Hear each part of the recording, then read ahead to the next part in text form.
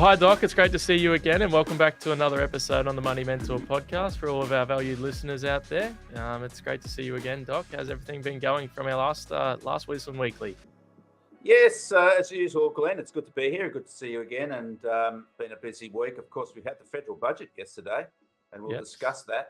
Very interesting, some interesting insights. Not really a lot per se for the housing market, but certainly some interesting policies designed to, the government have got their fingers crossed to bring interest rates down, but we'll discuss that. And we're well and truly into May now. So we've got all the holiday stuff, the April school holidays, Easter, Anzac Day, Labor Day, et cetera, are all behind us now. So we're into the back end of the autumn selling season, and the notional autumn selling season finishes at the end of June, typically, and then we move into the quieter mid-year market. So, look, this is, I guess, in a sense, the last gasp of the market running through the next 6 weeks or so. So I'm interested to see how things pan out, but it has been a good strong start, solid to strong start to the year for most of our housing markets, and we await now the full result of non-distracted markets. So let's have a look at what happened over the past week, Glenn. So we'll get up our slides and start to discuss them, and we'll start off with the budget, of course. So here we are. My housing market, of course, is my brand, independent commentators and analysts for the housing market. And we're all about trying to provide our listeners and viewers with the current state of housing market activity, and that's what we try to do on a weekly basis, bring all the latest data. So any decision making that's being conducted out there can be done with the full knowledge of the facts as we know them in just about real time. So week ending Wednesday, May the 15th. So we're at the midpoint of the month, Glenn, before we head into winter. And winter is now only a fortnight away. Have you got your beanie and your scarf and your gloves all ready? But no, I suppose you need that because you're up on the Gold Coast, aren't you? So, but it'll still get chilly up there. So get ready for that one in a couple of weeks. But the weather's been pretty nice over the last couple of days, really all up and down the eastern seaboard. So we're in a nice, mild to cloudless autumn period, which can come and go. But at the moment, let's appreciate what we have. So this week, we're going to look at the federal budget. Just a brief overview from the federal budget in relation to its impact on the housing market. Of course, it's the last budget, we're moving up towards the next federal election. So we need to look at the budget in terms, to some degree, of what its implications are for the election. We'll also look at the latest home loan data, the latest house building costs. We've also got, now that we've had our rent report for April and our house price report for April, we'll see what that's done to the latest home investment returns. And of course, as usual, crowded in down the bottom there, we'll look at the latest auction results from what was the return of the market in full last weekend. So let's start off with the federal budget. Of course, the federal budget is conducted every year. It promotes what's going to happen in terms of the financial outcomes, projections for the following financial year. And as I mentioned, we're coming up to an election next year. So these things all will be maybe designed to make it a bit easier for the government. They wouldn't say that though. So let's have a look. Now, obviously, Glenn, we know that one of the big issues in Australian housing, Australian economy, not just Australia, but also globally in many advanced economies, is a rental crisis. And we have an undersupply of housing. Rents have gone through the roof. It's, I'm not one for florid language, but I think the word crisis is, for many tenants anyway, is pretty appropriate because pretty relevant. Because we've had 10, 20% increases in rents over the past year. Really, just about every capital city, certainly the major capital cities, have all experienced very strong rental growth. And that's bad news for tenants, of course, as we know, because in line with, higher rental costs, you also have, high inflation, which has been, the bugbear of our economy, not just our economy, but other economies, since the end of lockdown, COVID lockdowns a couple of years ago. So what has the federal government done to alleviate the crisis? Well, in a word, nothing. They have, as predicted, increased the support for those marginalised tenants out there that are already on assistance. So those that are receiving Commonwealth welfare payments, benefits, they will get an increase to their Commonwealth rent assistance, a 10% increase. So the rental assistance for those already receiving those that support package, and those eligible for it are those that are already on welfare payments. They will get a 10% increase. And just to put it into context, Glenn, the average Commonwealth rent assistance is around about $300 a week. So that's the rent you're paying, $300 a week, and you get around about $89 in rent assistance. So that's going to be increased by around 10%. So let's put this all into context. So $300 a week is what the average rent assistance recipient is paying for rent. They get around about $90 back. That's going to be increased by 10%. So that's $9 a week, this is. But then when we look at the big picture, which is the broader rental market, the private rental market, I guess we could call it, those don't have assistance. We saw, with last week's figures that Sydney rents are now hit $800 a week for a house. So it's when you're talking $800 is what the market's asking for a house rent now, and what you're getting now, rent assistance, it covers $300 less than $90. I think that's it's not going to affect, obviously, the broader rental crisis as we have it. And that rent assistance package assists around about 1 million recipients. So that's what we're looking at. So it's a public housing initiative in a sense. It is about those that are marginalised. It's a welfare initiative, but in terms of the its impact on the housing crisis, sounds like it's a band-aid. Well, it's not even a band-aid, mate. It's just like, okay, those that are doing it tough, and we always want to help those that are doing it tough. Well, they're going to do it a little bit easier, but not a lot easier, Glenn, really. No. I mean, I'm not trying to trivialise this, but, $9 a week assistance in rent, where rents are rising, going through the roof, up about 10% overall last year, those rental assistance rents, tenancies. So look, anything's welcome, of course. I'm not, sort of trivialising it, but in terms of the real problems in our rental market, it's really got nothing to do with it. Now, the other point, which is the big ticket item, and this relates to the housing market, Glenn, is that we're all going to get a $300 a year handout for our electricity bill. So every household will get $300 towards their. So it's a support package for electricity costs, which we know have been contributing to inflation. The government's had some support packages previously. The problem is that once you end the support package, you've got to pay all that extra again, right? So it's only a one-off in that sense. So it's good for this year or the next financial year. Okay, you get that support, that $300 a year support from your electricity bill, which of course will be welcome. But when it's finished, you got to go back and pay all the extra costs, and they will be higher than what they are now, because we know we're transitioning into that non-carbon energy environment, and that's electricity is only going to become more expensive through that transition period. So you get your $300 this year, next financial year, and then you go back to paying normal. So it will be absorbed in a sense by those higher costs. So it's just a real, as you said, Glenn, a bit of a band-aid there, not for rentals, but for the family budget. But as I said, not trivialising it, it will be welcome. But the interesting point to all of this, Glenn, is that the Treasury, the government, has predicted that given that $300 offset to your electricity bill, it will actually reduce the impact on the inflation rate of energy, of electricity. So a little bit cynical here, perhaps, Glenn.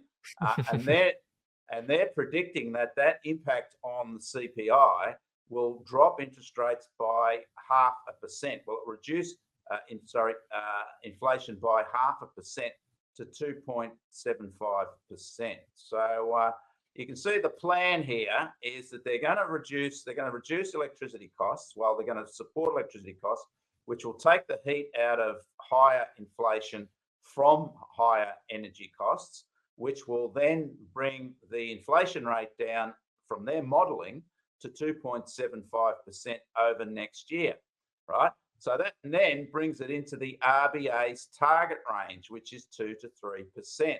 So what they're hoping, what they're projecting, is that support for electricity will reduce interest rates by 2.2 to inflation rate to 2.7%, which will bring it into the target range of 2 to 3% of the RBA. And guess what that might mean? That might mean a cut in interest rates. Mm-hmm. So wouldn't that be lovely for a government going into an election to have the RBA have a cut in interest rates? They're saying that may even, that 2.75% may even result by the end of the year. So this is a bit of a, hey, let's get rid of inflation for a little while so we can get those interest rates down. And they're hoping that will happen, that other factors such as oil, rents, food, which have been driving up inflation, don't continue to rise and offset that benefit that they're hoping will come from that electricity bill handout. So the Reserve Bank is currently predicting 3.2% next year, which again is above their target range. And of course, things have been going a little bit haywire for the Reserve Bank recently with increased inflation, not reducing inflation. And we all wait to see what that April result will be. And we also wait to see with the next meeting, the Reserve Bank, whether they factor in this $300 a week or $300 power bill support package in terms of their predictions going forward. But the Reserve Bank hasn't been great with its predictions. Most central banks haven't been great with their predictions. So we'll see what this all means. But it is a little bit of a cynical election exercise, perhaps. As I said, good news for everybody, to have that support.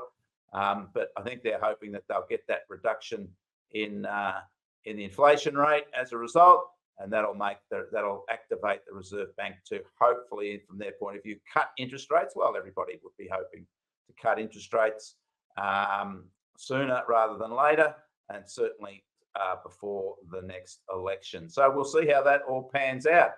Of course, if we do get a continued outbreak in oil prices, food prices, and rents, then they can say, oh, well, don't blame us, it's about these other factors. But they're certainly trying to do something to get inflation down. So we should, I guess, look at that from a positive point of view.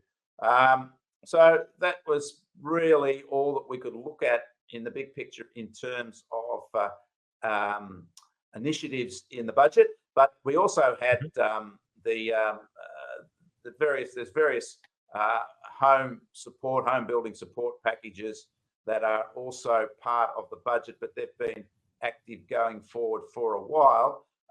So put it all together, there's $6.2 billion of various home building support schemes that are designed to build 1.2 million homes by 2930. So that sort of works out, Glenn, at around about 200,000 homes a year. Yeah. And that's the target, mate. That's not saying this is going to happen.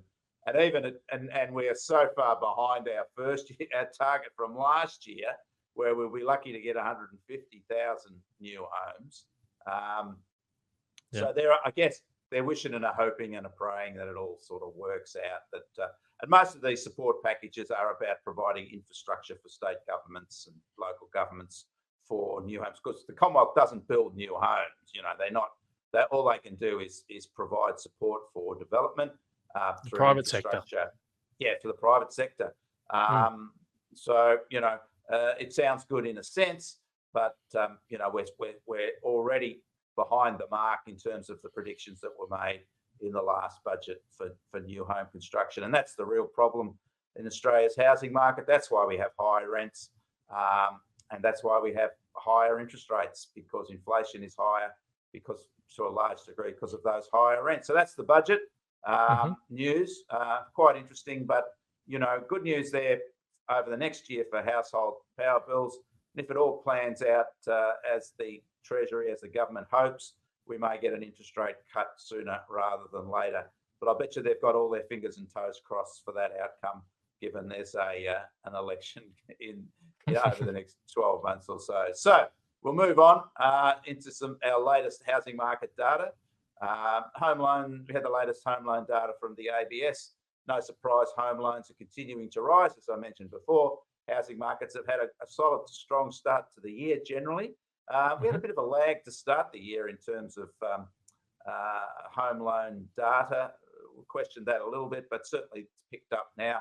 In fact, home lending is now tracking above where it was a year ago, Glen. So that's a good positive sign, but it does, support what we know from other measures, such as what's happening in the weekend auction market and also with house prices going forward, that we've had a strengthening in activity in the housing market. Interesting when we look at the breakdowns in terms of buyer types, owner-occupiers generally and investors generally have had a strong last couple of months. But interestingly, we've seen first home buyers falling away, particularly with the last set of data. And we shouldn't be surprised at that. Well, it's not good. And we shouldn't be surprised because, we've been saying that they're certainly busting at the seams to get into the market, first home buyers, because there's plenty of motivation. Prices are higher, still rising. The rents are high, so it's tough to save. And generally, it's tough to save, not just through rents, but through generally higher prices in the economy anyway, with higher inflation.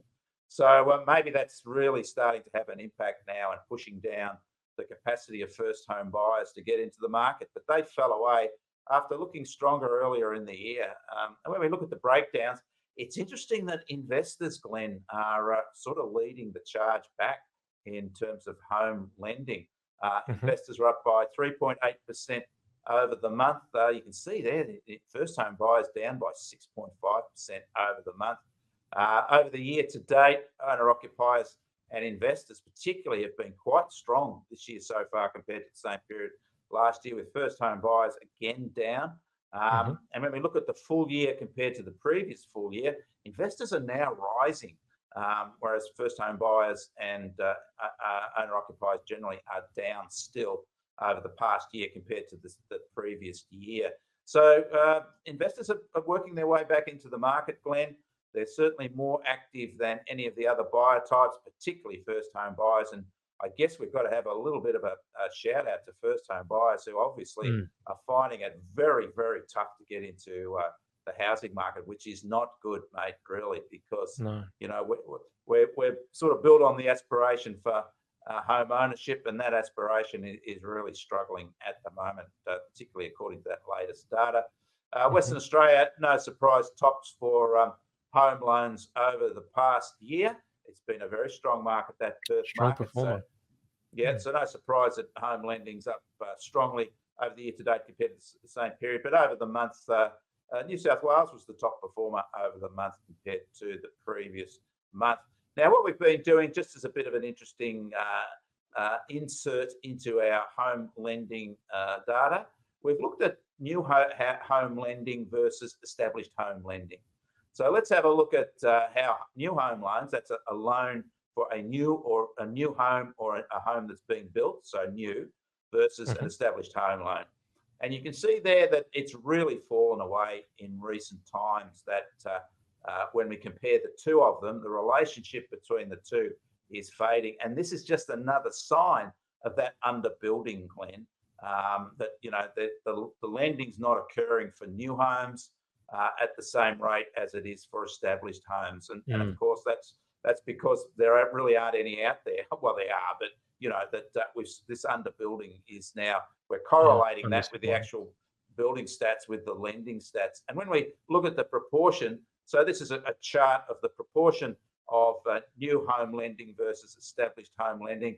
And you can see how that's really fallen away significantly, down now to just 19.2%, which is getting towards historically low levels of lending for new homes versus established homes. Again, just another sign that there's no joy in sight to sort of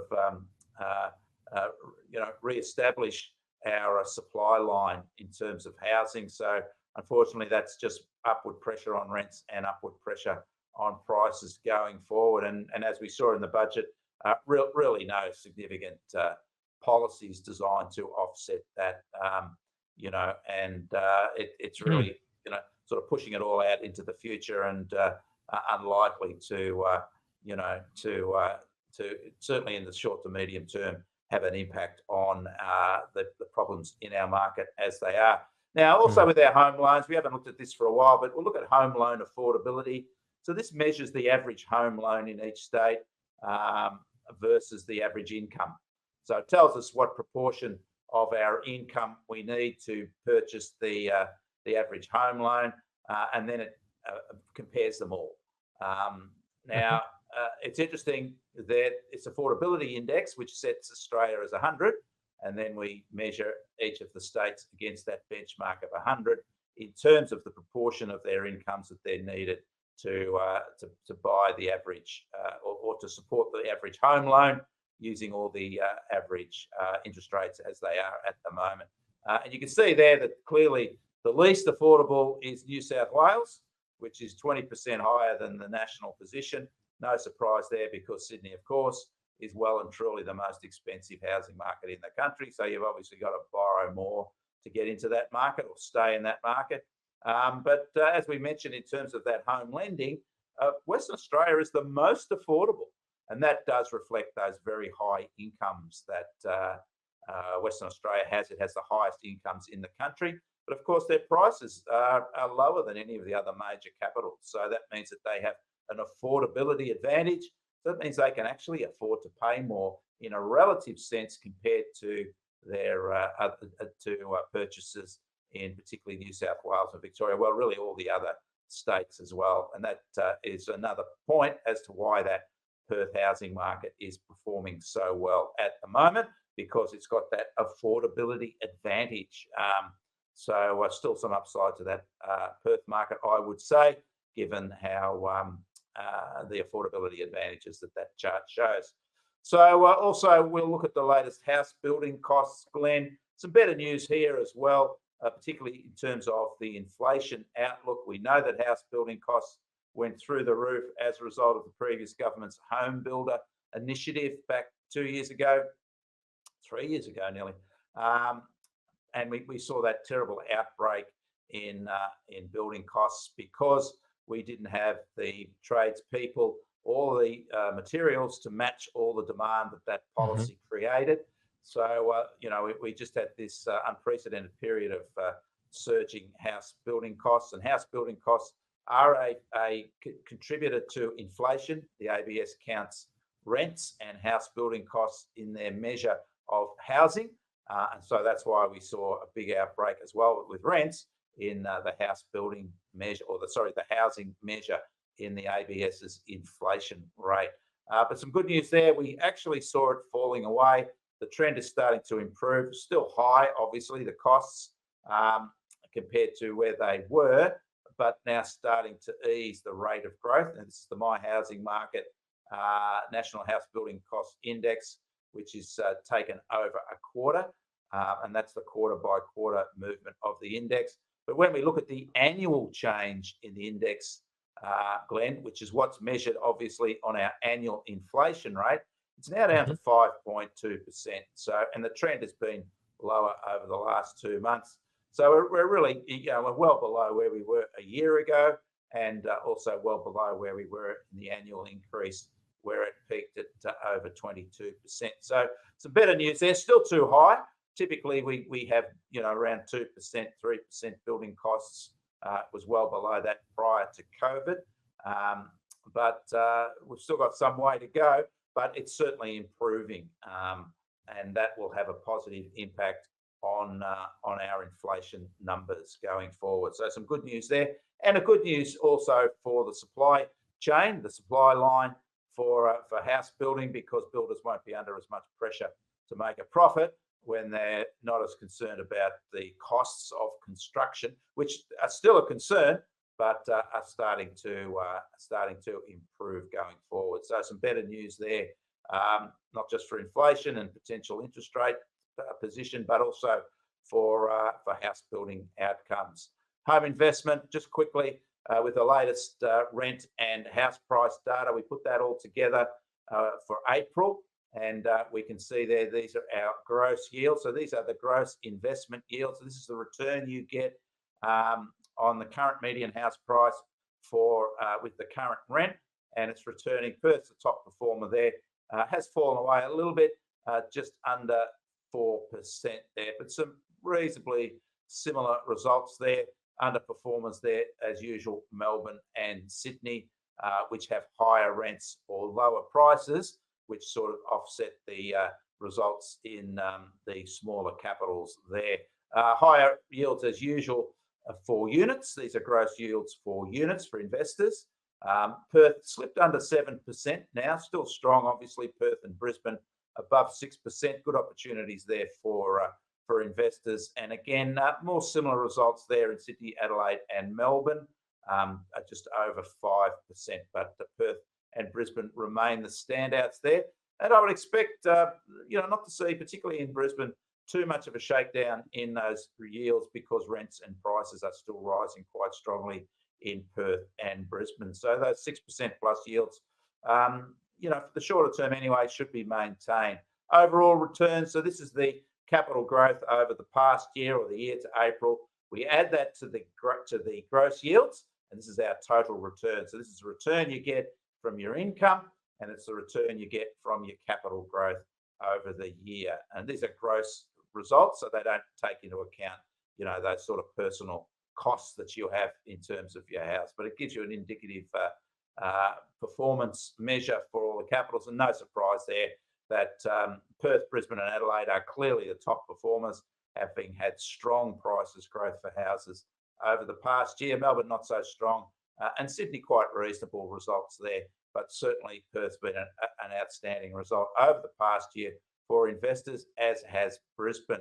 A similar story here for units. Brisbane much closer to Perth there in terms of units compared to what it was for houses in the previous slide. So good returns there for Brisbane over the past year, inclusive of gross yields and capital growth, and Melbourne under 10%, the underperformer there. So we've got an interesting thing we always show, Glenn. It's a bit cheeky. We look at the share market, and these are updated slides looking at the growth in houses versus the growth in the share market since the end of 2007, which was a very strong period for not just the share market, but also for housing. So it sort of takes a starting point where everybody was sort of doing pretty well. So I think that's a reasonably objective starting point. So we can see there that Sydney house prices up by 176% since 2007. And this is the data up to the March quarter this year. And other strong performances from the other capitals above 100% growth, with the exception of Perth, which of course had that shakeout through the end of the mining boom period for Perth, which it's probably still recovering from now. Well, is still recovering from now. But when we compare that to Australia's share market performance, not very good, Glenn. Share market up by 15.6% since that time. And it's not just shares, because when we look at the US share market, wow, look how that's performed. It's had a strong period over recent months. So that's given it that 185% increase. So, there's the story with, you can debate that all you like, but that's the data of shares versus house prices in that particular time frame. Now, I've done something a little different here, Glenn. What I've done here is I've put down that if you had to put money in a term deposit, a 1-year term deposit, right, and turn it over every year, right? So you get your interest, then you reinvest it, and the next year you get your interest, you reinvest it. So it's sort of compounded on an annual basis. And I'm using the data from the Reserve Bank, which shows the average deposit rate for a $10,000 plus deposit for 1 year. So it's a term deposit for 1 year, $10,000 plus, right? Or $10,000. So if you put that in December, right, 2007, and to now, which includes the first 3 months of this year, as does all the house price and share market data we've done, it would have netted you 76.1% increase over that period. Just putting your cash in the bank, mate, for a year. So cash has actually outperformed the Perth housing market over that period of time. But it's still, it's still below where, it's killed the all. So you could have just put your money in the bank. Now, I don't want to be too cheeky here, but, most of us have superannuation funds. Of course, we have compulsory super. And most of those superannuation funds are invested in the stock market. So you can see that, of course, it depends when you start. And there's lots of ifs and buts and maybes.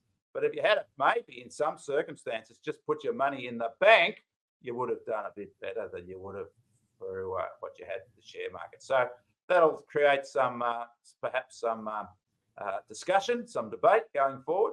But I thought I'd put the cash one in there just for a bit of interest. So just how much cash has actually increased over that period of time. But certainly, with the exception of Perth, underperformed versus the housing market. And of course, at the end of the day, the one difference you do get with housing versus cash or is you've actually got a house. You know what I mean? Yeah. It's something you can touch and feel tangible. and maybe live in. So it's a different sort of, as you said, a tangible asset. So auction markets back in town. We track our auction markets because when we look at prices and auction clearance rates, you can see there with Sydney, they track each other. So it's a great forward indicator for what's happening in our housing markets. Last weekend, a holiday period is over. Of course, the weekend before, we had a long weekend in Queensland for May Day. That's the last of our long weekends for a while, until the King's birthdays are called now, of course, weekend, coming up in a month's time. So, we enter that period. So we can sort of get more of a normalised market, look at the market. And the results, again, were quite positive and the market stood up. The one thing we've seen this year with our auction markets, Glen, is big listing numbers, particularly in Sydney and Melbourne. In fact, there's been record listing numbers over the first 4 or 5 months of this year compared to last year, or compared to any time, record numbers. Clearance rates have been a little bit easier because we've got to remember, and they will continue to be lower compared to the same time last year, generally, because this time last year, our market started to take off. In fact, they went through a mini boom period in the late autumn winter market. Was very strong. We had those 80%, 90% clearance rates in Adelaide, and 80% clearance rates in Brisbane, which was extraordinary. But so we're not going to see, when we compare it, the same types of clearance rates. But our listing numbers are still holding up. In Sydney, 738 listings, similar to the weekend before. But another good clearance rate in Sydney, despite these big listing numbers, 73% clearance rate. Listing numbers were, however, similar to where they were a year ago. So maybe that surge in listings that record surge is starting to ease in Sydney, and the clearance rate was lower. Melbourne, just over 1,000 auctions. A similar result for Melbourne, not too bad. It's sort of a moderate market, we'd call Melbourne. Still probably fractionally in favour of sellers, but it depends what part of the Melbourne market you're in. But yes, a steady result there in Melbourne, but well below where it was a year ago, Glen. Brisbane held up, another good result, very similar to the weekend before, the holiday weekend.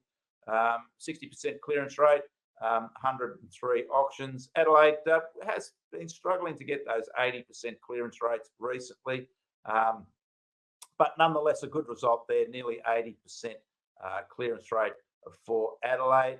And when we look at Canberra, and of course Adelaide's well below where it was a year ago, as well as I was saying.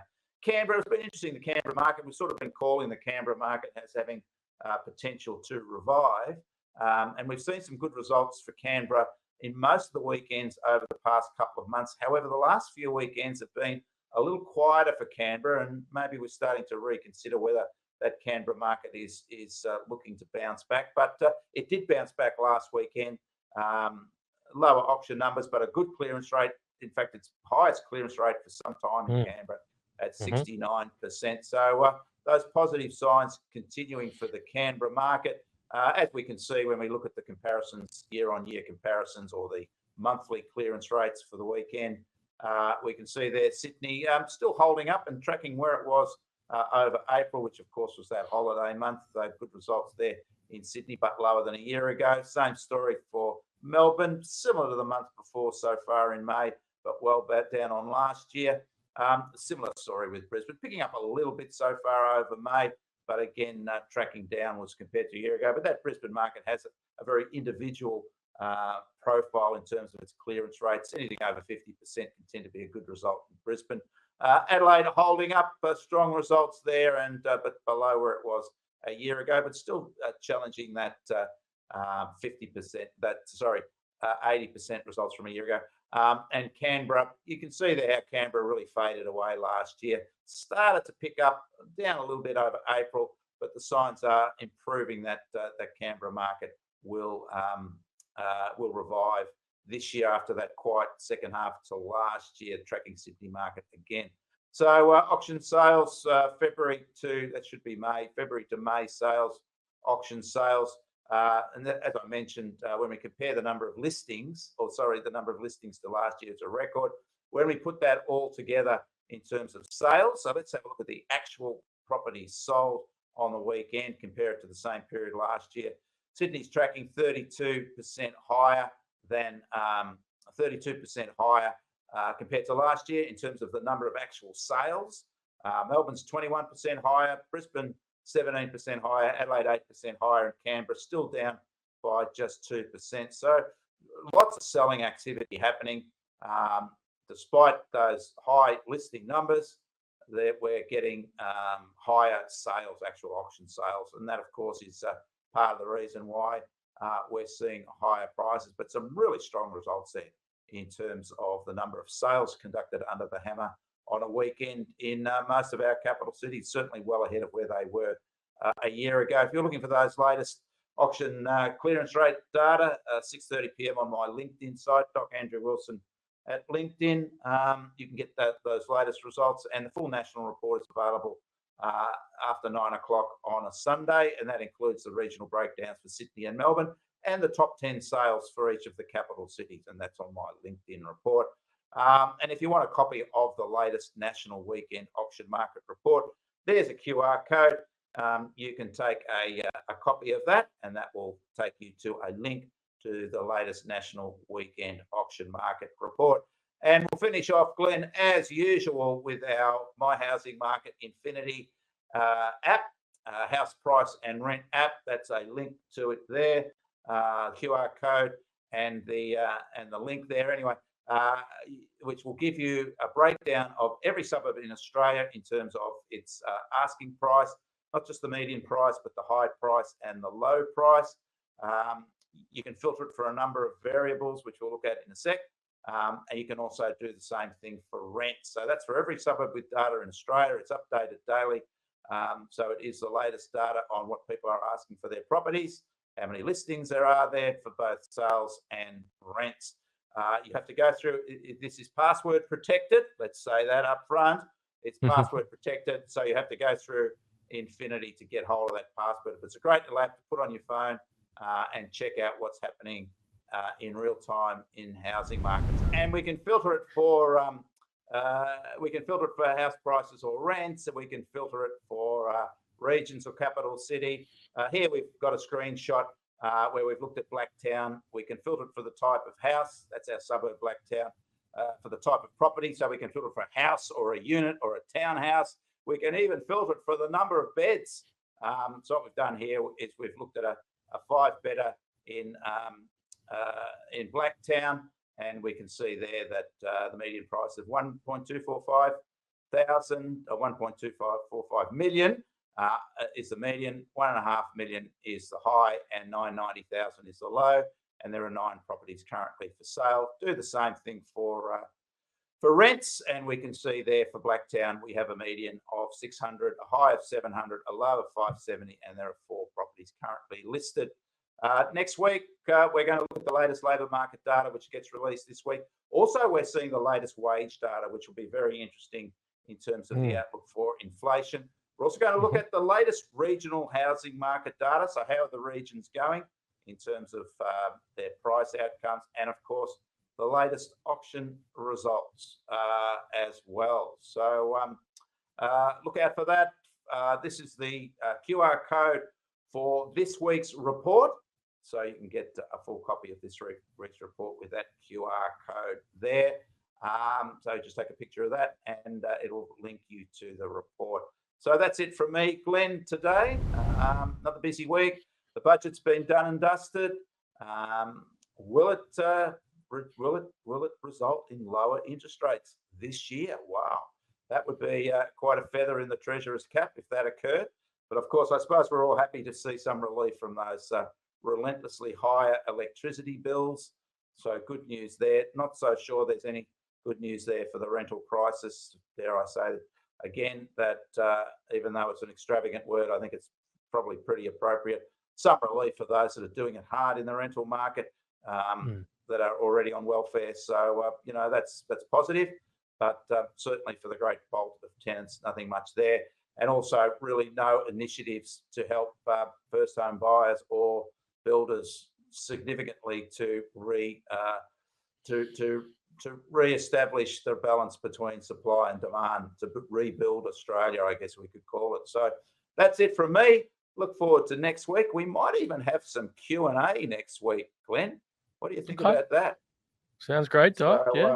Yeah, stay tuned, listeners and viewers. So, we may have an opportunity to answer your questions. Yeah, so, pop your questions through. Pop your questions through, and we'll see if we can deal with those next week. How exciting! Beauty, Doc. Looking forward to it. Thanks again. Thanks, Glenn. See you later. We'll catch up next week. See you later. We will. See ya.